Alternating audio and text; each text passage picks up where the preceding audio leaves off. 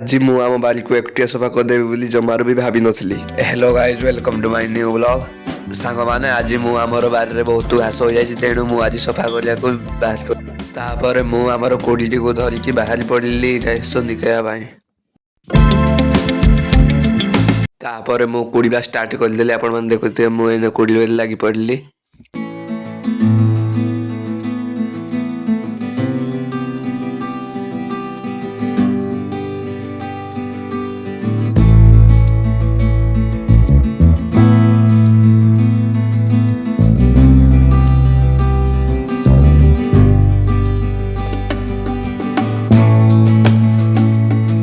ଆଉ ସାଙ୍ଗମାନେ, ସକାଳୁ କୋଡ଼ିବାଟା ଏମିତି କଷ୍ଟ ବୋଲି ମୁଁ ଆଜି ଜାଣିବାକୁ ପାଉଛି।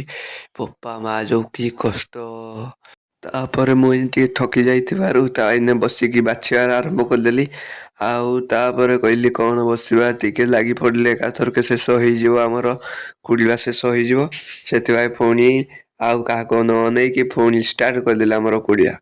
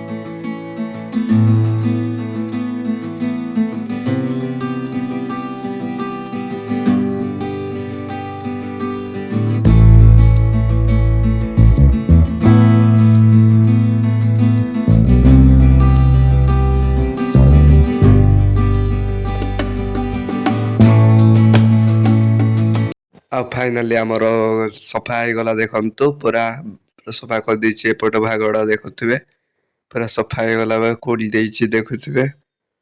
ଆଉ ସକାଳ ଖରା ବଢ଼ିଆ ଲାଗୁଛି, ବହୁତ ବଢ଼ିଆ। ଦେଖନ୍ତୁ, ପୁରା ପୁରା ପରିଷ୍କାର, ପୁରା କିଛି ଆଉ ବୋଲି ନାହିଁ, ଜମା ମାନେ ଘାସ ବୋଲି ନାହିଁ, ସଫା ହେଇଯାଇଛି। ଆଉ ଆପଣମାନଙ୍କୁ କେମିତି ଲାଗିଲା ପ୍ଲିଜ୍ କମେଣ୍ଟ କରି ମୋତେ କହିବେ। ଆଉ ଏପଟ ସାଇଡ଼ରେ ଆମର ଏତିକି ଗେଣ୍ଡୁ ଫୁଲ ଲଗା ହେଇଛି, ଦେଖୁଥିବେ ଏଇ ବାଡ଼ କାନ୍ଥରେ କିନି ପୁରା। ଆଉ ଏଠି ଆମର ଲଗା ହେଇଥିଲା ବାଇଗଣ ଗଛ। ବାଇଗଣ ଗଛ ଯୋଉ ସବୁ ମରିଗଲା, ତାପରେ ଏଇନେ କୋଡ଼ିବାକୁ ପଡ଼ୁଛି। ଆଉ ତା ବଦଳ ଏଠି ଯାହାହେଲେ ଗୋଟେ ଲଗା ହବ। ଆଉ ଦେଖୁଥିବେ ଆମ ଗାଁର ନଜାରା, ପୁରା ସକାଳୁ ସକାଳୁ ମୁଇଁ ଲାଗି ପଡ଼ିଛି।